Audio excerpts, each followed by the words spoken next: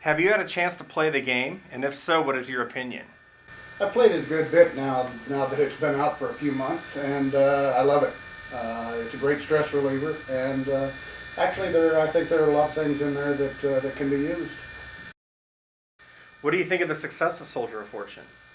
I'm very impressed. Of course, I think that a lot of that has to do not necessarily with me, but with the folks at Raven, who did a brilliant job. Has it been difficult to deal with all the attention that you've gotten since the game has been released? It has been different. After living my life in the shadows, as it were, for nearly 40 years, and now I find my face scattered all over the world. Yeah, it's different. What went through your mind when Activision and Raven Software called up and asked to turn your life into a computer game? I was amused, to say the least. Then I was intrigued. I thought that there were some things there that I would have liked to get into as far as the entertainment world goes, as far as writing goes. Were you in constant contact with Raven Software as they developed the game, or were you brought in just at certain key points of development to add your experienced opinions?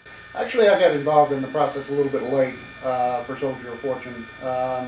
If they had most of the game done, I suppose I added a little bit of flavor that they might not have had, and was able to give them some critiques that they responded to very quickly.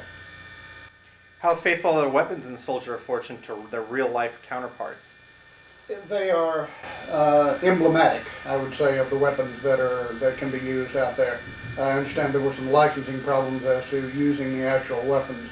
Hopefully, if Soldier of Fortune 2 goes, we'll be able to increase the realism of that rather considerably.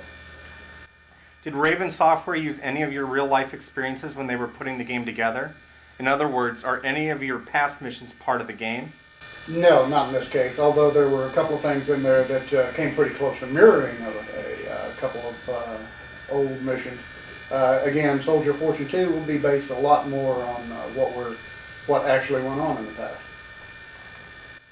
I've read that you prefer to be called a contractor or consultant as opposed to mercenary. How exactly did you become involved in that particular line of work? After 22 years in the Army and not having a lot of skills that corporate America needed, and the Mafia wasn't hiring.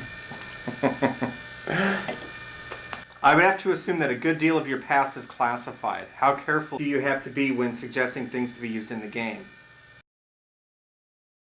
Have to make sure that we don't expose any sources and methods, as it's known in the trade. Sources being someone who may still be in place in one of these countries of where we used to operate. Methods, the methods by which we may have infiltrated or we communicated. So we make sure that that doesn't go in. What is the most serious situation that you've ever been in? And is there a lighter side to this line of work? Probably the most serious were in Vietnam in the early years, about 3 tours there. And then, of course, later on, the Middle East was probably the hardest place to operate. You were never really sure who your friends were, and if they were going to be for your friends within the next few moments. As far as the lighter side, we get together at least once a year and we tell all great stories, and it gets funnier and funnier every year. Have any of your friends that are or were in the consulting business played the game? What do they think of it? Also, did they give you a hard time about being a featured character in a computer game? They always give me a hard time, no matter what, but then I give them a hard time back.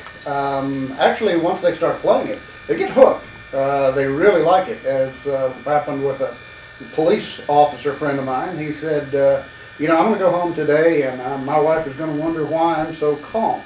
It's easy. I've already killed 150 bad guys today. Is there anything you'd like to say to someone that might be seeing this and thinking that for a living they'd like to become a Soldier of Fortune? It might be a cool way to make a living. I would say don't. First off, you're going to have to go through an immense amount of training. You're going to have to get that out of the military somewhere, because it really doesn't, there's no schools out there in becoming a mercenary. And then it's really not that good paying, and it's extremely dangerous work. So you end up working in places that are pretty crappy, no medical support, no evacuation, and for less money than the average programmer gets.